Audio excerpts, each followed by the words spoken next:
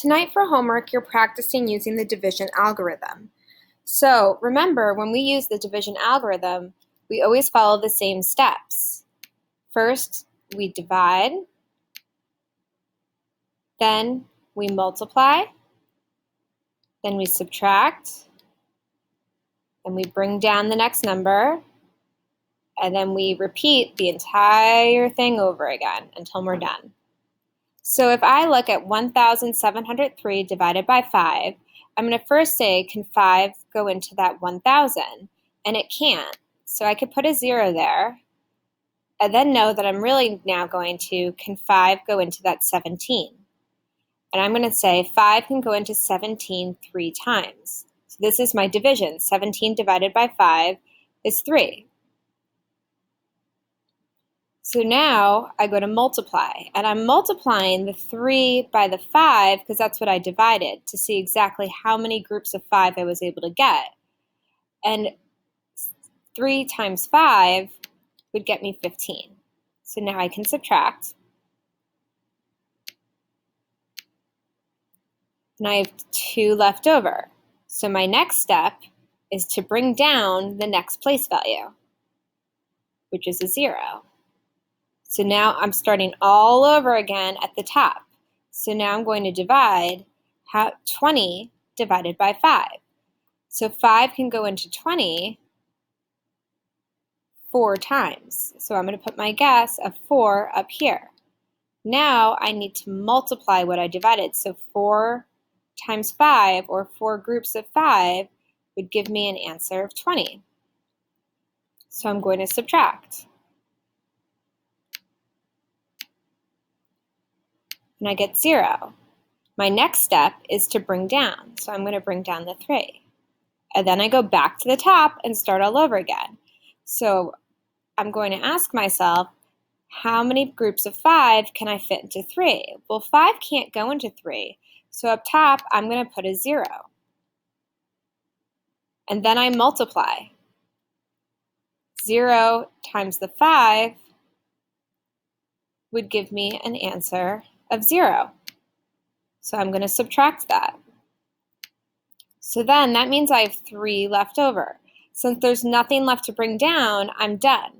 So that means that I get an answer of 340 with a remainder of 3, which we could also write as 340 and 3/5, as many of you learned last year.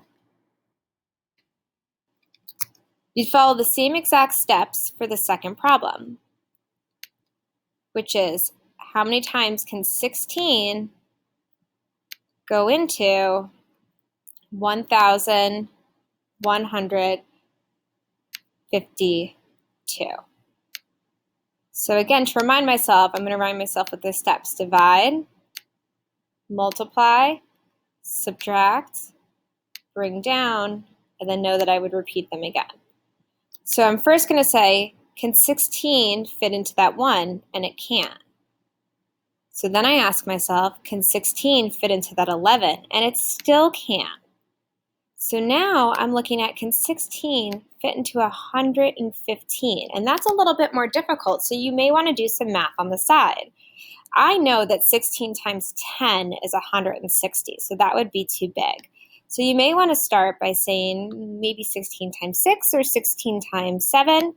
So let's say you want to try 16 times 6 first.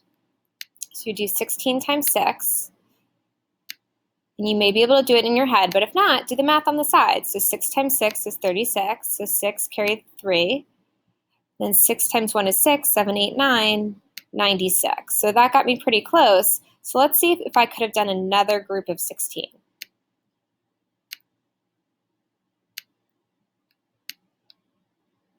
So rather than remultiplying, I'm just adding another group. And if you look, that got me even closer. So it's not 6 times, but 7 times would have been my better guess. So I'm going to divide 115 by 16, and I'm going to say it's going to go in 7 times. Now I'm going to multiply that 7 times that 16 was 112. So I'm going to subtract my 112. So now what's left over is 5 minus 2 is 3. And then I bring down the next number. So I have 32. Now I have to start all my steps over again by asking myself how many groups of 16 would fit into 32. And for this, I'm going to say 2 groups of 16 would fit into 32.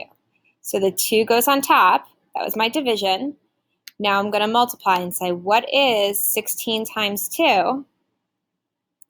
And 16 times 2, I say, well, 2 times 6 is my 12. Carry that 1. 2 times 1 is 2 plus the 3. So that's going to give me 32. And I subtract, and this time I have no remainder. So I get an answer of 72.